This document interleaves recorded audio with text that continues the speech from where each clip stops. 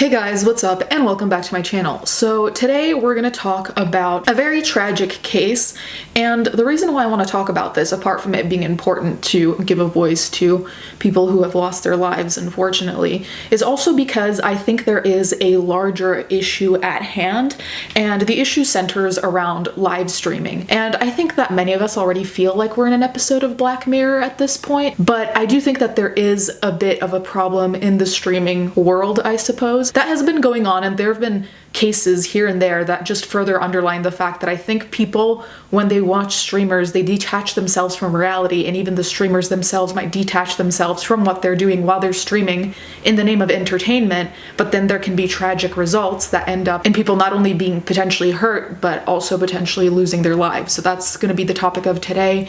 So if that is troubling to you, this is a trigger warning. Before we get into the video, I did want to thank today's sponsor, which is Hunt-A-Killer. Where I am, it's currently snowing, so we'll be spending even more time inside, and Hunt-A-Killer is a great way to stay entertained. Hunt-A-Killer is a game in which you decode ciphers, examine clues, and solve puzzles in order to solve a murder. The best part is that it's not only a game, it actually creates an ongoing narrative in which you learn backstories of each suspect and their relationship with the victim. This would be a fantastic holiday gift for any friends or family who enjoy true crime. Additionally, part of the proceeds for each box goes to the Cold Case Foundation, an organization that is dedicated to helping with real-life cold cases. Right now, just for my viewers, you can go to huntakiller.com/readytoglare and use code readytoglare for 15% off your first box. Remember to use code readytoglare to get 15% off and show support for the channel. So a lot of you actually reached out to me about this situation because for some reason I haven't really seen it hit the news as hard as I thought it would. I've seen it here and there on Twitter,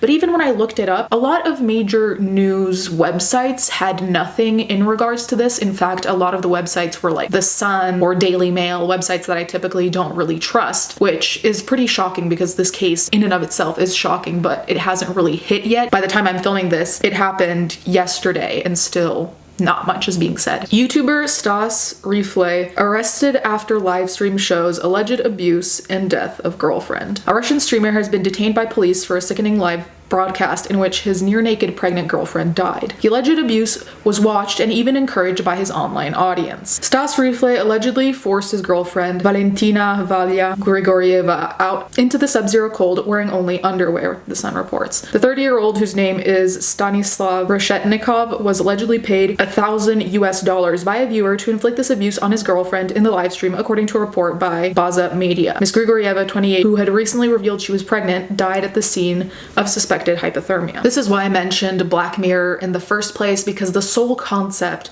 of someone donating money to you on a live stream saying, hey, abuse your girlfriend, or whatever they said exactly, and for someone to accept that money and also actually do what they requested is sickening. And what I think is also alarming, apart from what happened, is that this is becoming, I don't want to say super common, but it's happened quite a few times when we've seen someone filming a murder scene, someone filming a crime scene, someone filming them abusing other people. It's becoming more and more of a pattern because I think live streaming itself shouldn't be blamed. Humans should be blamed, but I think the line between entertainment and reality is starting to blur, where clearly certain people don't really realize that what they're doing on stream is not just entertainment. It has real life consequences that can end up hurting or worse, killing people.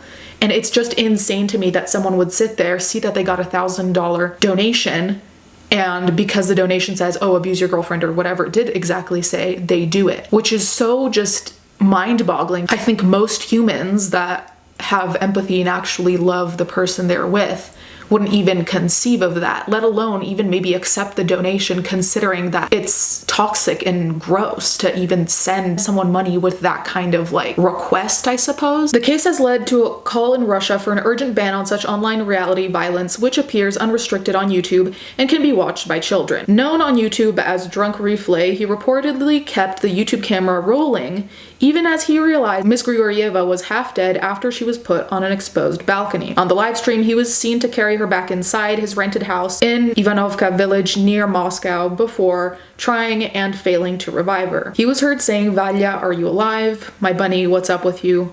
Valya, Valya, damn, you look like you are dead. Bunny, come on, tell me something, I'm worrying. Damn, I'm not feeling a heartbeat."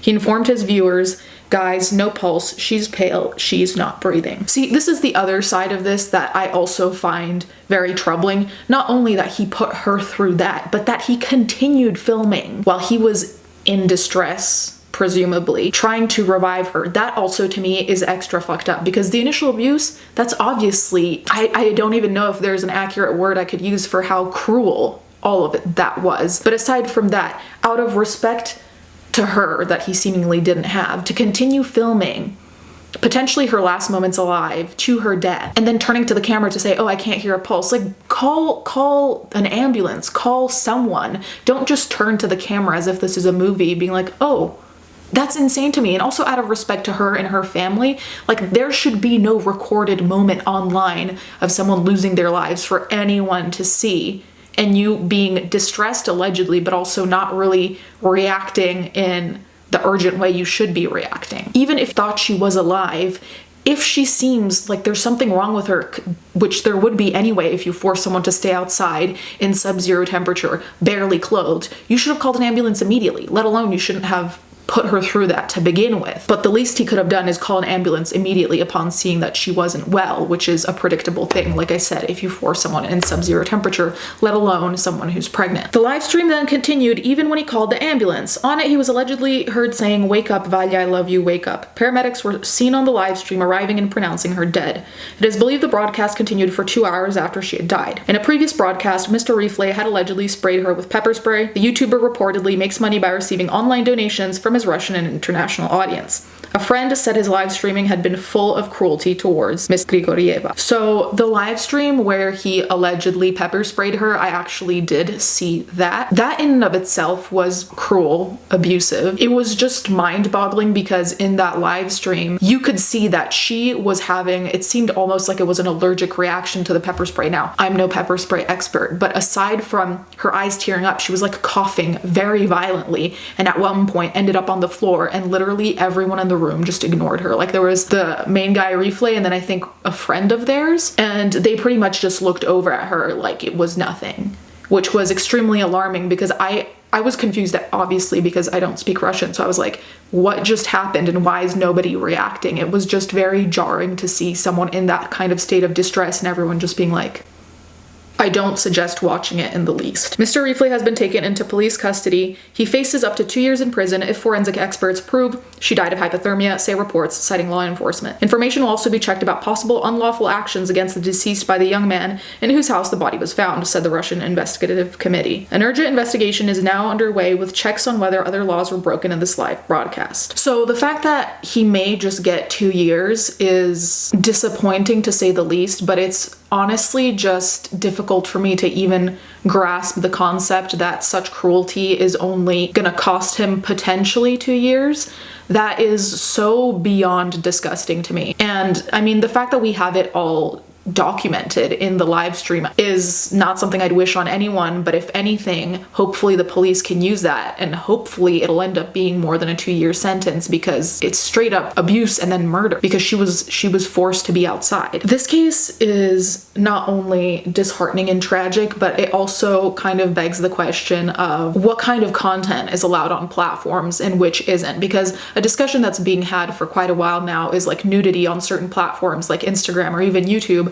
If there's a female nipple typically in sight, that's cut out immediately, that's censored immediately. But then we see things like animal abuse or like pedophilic pages on Instagram and nothing's done about it. And then there's a case like this where someone's streaming literal abuse and it's not immediately taken down or not taken down as quickly or not reported. Like, you know, it seems like there's a massive double standard and the priorities are just not in line with what the priorities should be, which would be making sure that no human is being harmed. Honestly, I just hope he does get more time than 2 potential years, and I really hope they do investigate to see any other things he's done, because I doubt the 2 instances, the one that led to her death and the pepper spray one, were the only ones, let alone what might have happened when the cameras are off. Anyways, guys, let me know what you think in the comments down below. Thank you guys so much for watching. Thank you to my patrons as always, and I'll catch you guys next time.